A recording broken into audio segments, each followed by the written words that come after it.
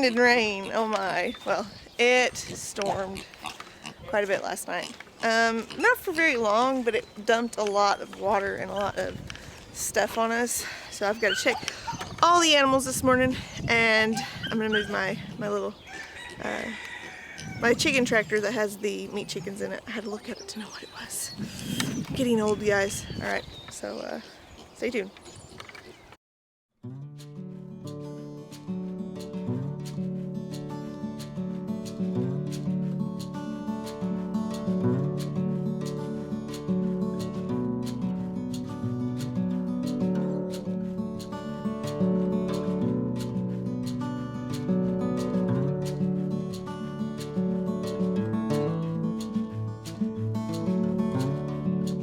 Now I'm going to check these guys. My boy pen. It has Angus and the two little baby bucks.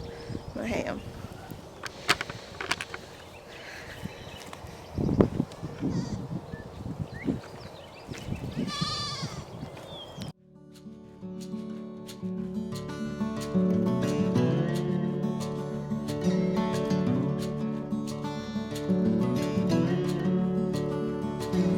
These guys are not going to be happy with me because they have to stay in their pen today. They go on little trips and don't lay eggs in the nest box. So yeah, they're in punishment. They're actually, it's third day. Mud everywhere. All right, so here's the goats. Just wanted to come check on everybody. Miss Ruby had a little diarrhea, and she is over there with her mommy, but she acted a lot better yesterday. I went ahead and wormed them all, except for Dolly. Can never catch Dolly. There's Ruby way over there getting her morning ninny. So she's feeling a lot better.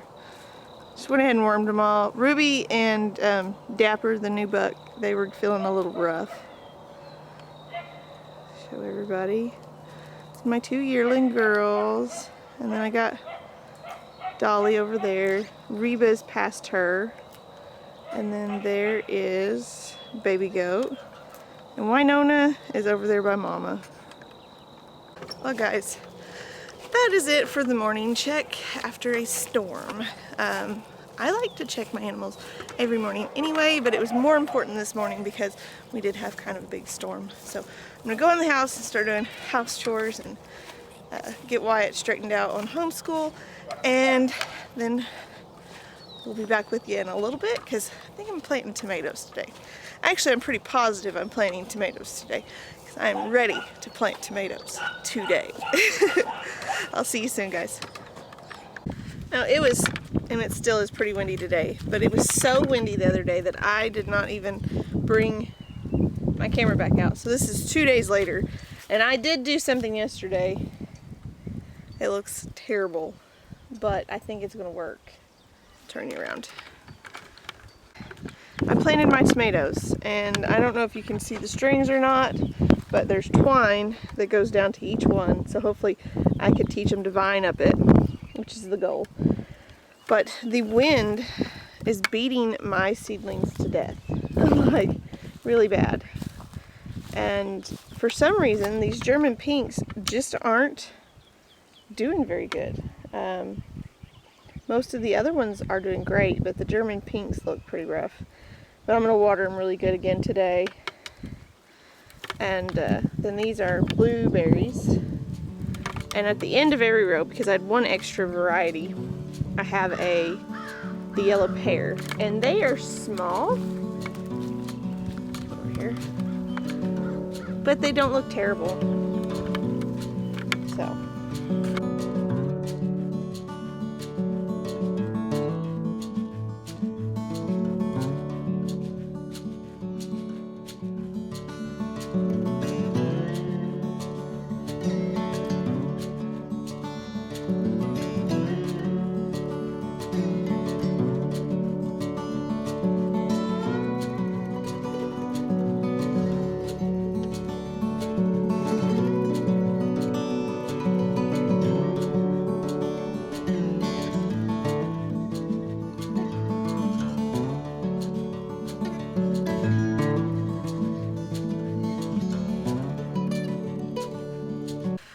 Well guys, it is afternoon.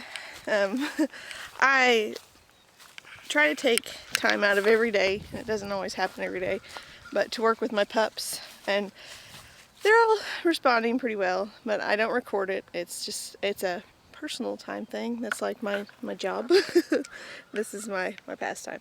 I was going to show you guys. I didn't expect it, but let me show you.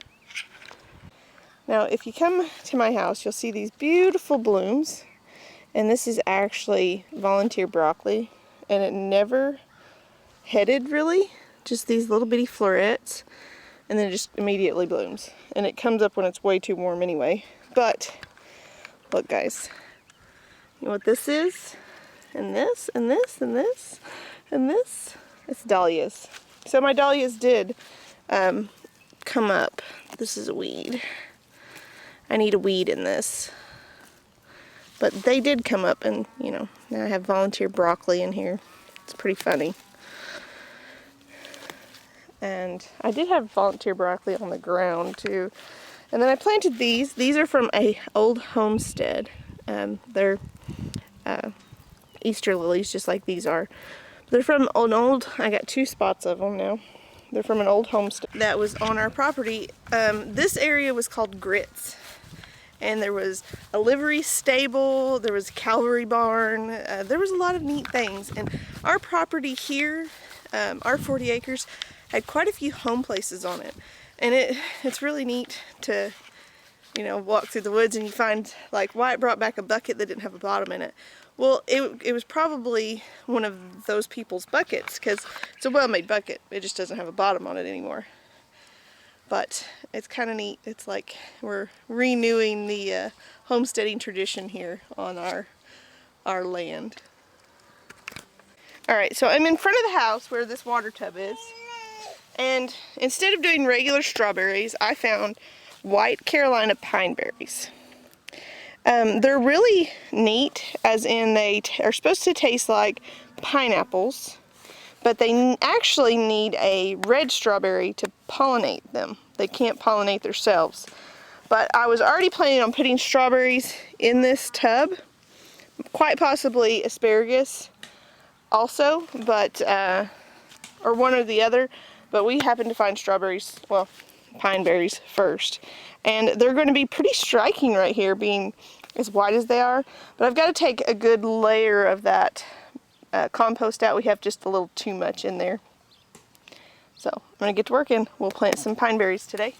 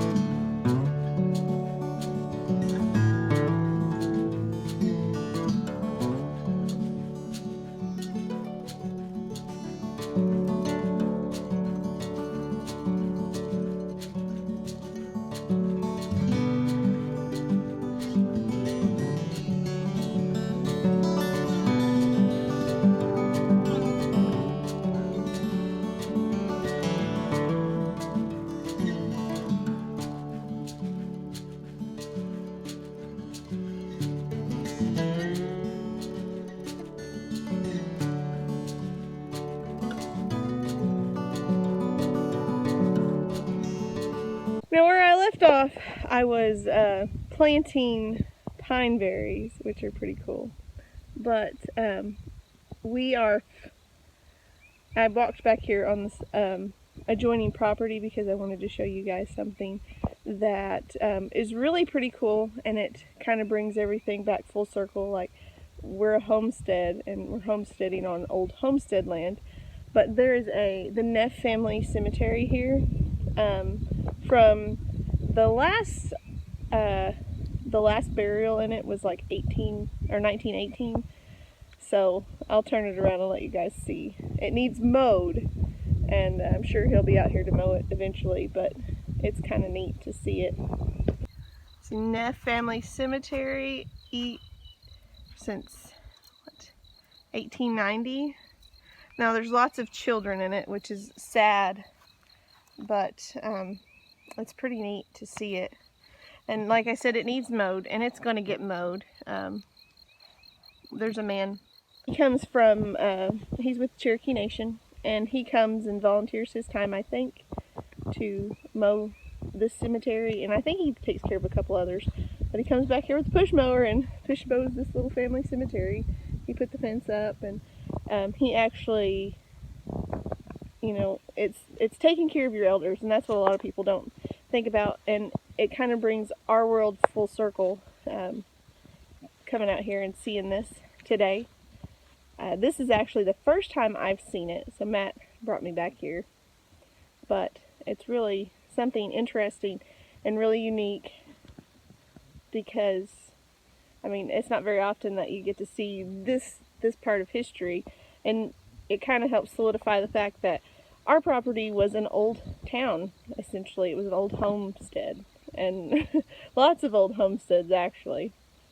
And, you know, this is one family's final resting place also.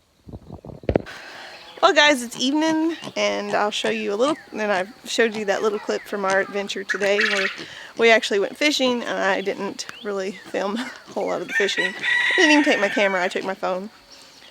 But did some exploring, which I always like to do, and bringing back old treasures. But anyway, guys, thanks for watching. Thanks for it all. Thanks for your support. We appreciate it. Have a good evening, day, whatever. I'm gonna post in the morning. And you know, we'll see you soon. God bless.